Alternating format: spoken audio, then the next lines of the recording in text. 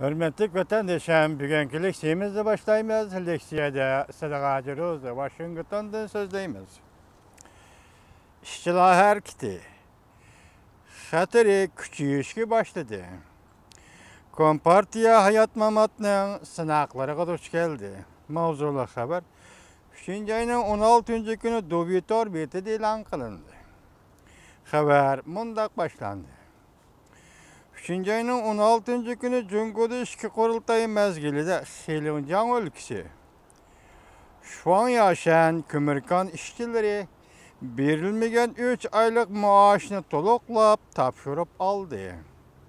Lekin bu kömürkan işçileri bir neçe gün burun zor külemlik namayiş ötküzüp Xilingjiang ülkelik hükümetinin başlığı Luwu İki kurultayda kömürkan işçilerinin iş hakkıga qarızdar bulup kalmadık dep sözüge narazılık bildirgen. Demek Xilingjiang ülkesinin başlığı onda sözlegen işçiler yok. Sen tak bizden maaşımızı qaytırmadın dep namayiş kıldı. Namayişten korkup ketken Kompartiya andın ulanın 3 aylık maaşını tarqıtıp verdi. 3. ayının 15. günü şu an yaşayan kömürkan işçileri 3 aylık maaşını toluklap elipli kalmay. Xilingjiang ülkesi Jişi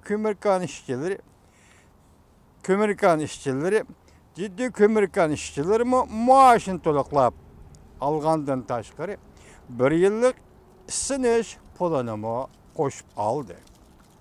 Kompartiya yastıqni qırlap hatırcam uyquga kirelmedi. Turupla delillenmegen haberlerge asaslanganda Xilingjiang ülkesiga qo'shni ülke Jilin ülkesida o'xshashla ommaviy xarakterlik vaqa yuz berdi. Yani işçiler namayish qilib ko'chaga chiqdi. Jilin ülkelik Tungang Groy'ning bir necha ming ishchi xizmatchisi ko'chaga chiqib, tarqıtılmagan maaşını tarqıtıp berishni talab qildi. Muqimlikni qo'g'dash hammani besib tushadigan Jungoda ishchilarning to'plashib ko'chaga chiqib namoyish qilishi keng ko'lamda diqqat qo'zg'adi. Selishtirganda sharqiy shimolda yuz bergan ommaviy xarakterlik namoyishning o'zidan aytganda bu harakatning vakillik xarakteriga ega ahamiyati texmo diqqat qilishga arziydi. Bu işçiler işleydiğin şirketler ma'lum jihatdan o'rtaqlikka ega. Yani hammasi davlat egiligidagi şirketlerdir. Ta'minlash ve islohotda tartib soladigan şirketlerdir. Navbatda ta'minlashni ve islohot tartib solishni kutib turayotgan şirketlerdir. Şu an yaşayan kömürkan işçilerining ish tashlashi tüpki sebepleri kömür sanat sahasida ishlab chiqarish önümdarlığı kemaydi. İşçilerin maaşını vaxtida tarqıtıp berelmedi.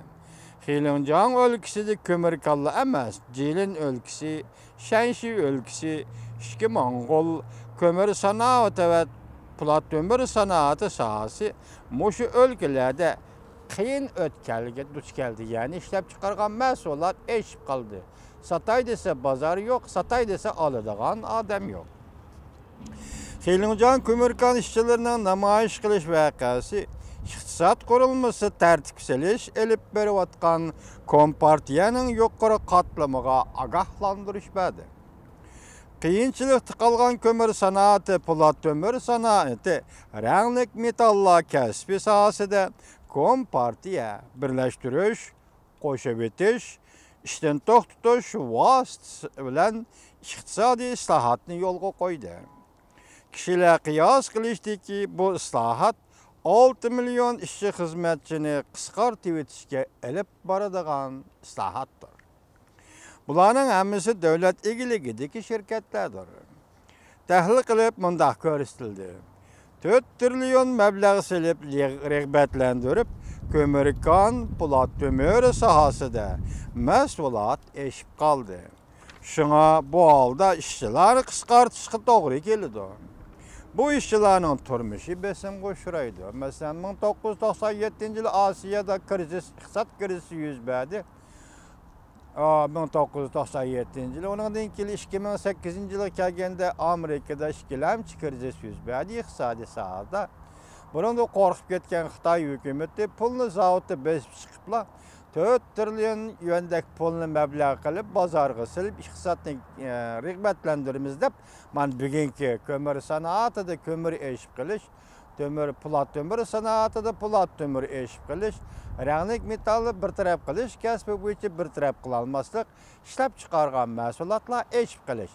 Demak, pul xarjlandi, mahsulot eshib qoldi. Eshib qoldi, sotamadi, bozor tugadi. Bu qiyinchilik hozir ishchilarni qisqartish, zavodlarni taqashdan iborat tahdid xarakterlik masalaga berib taqaldi.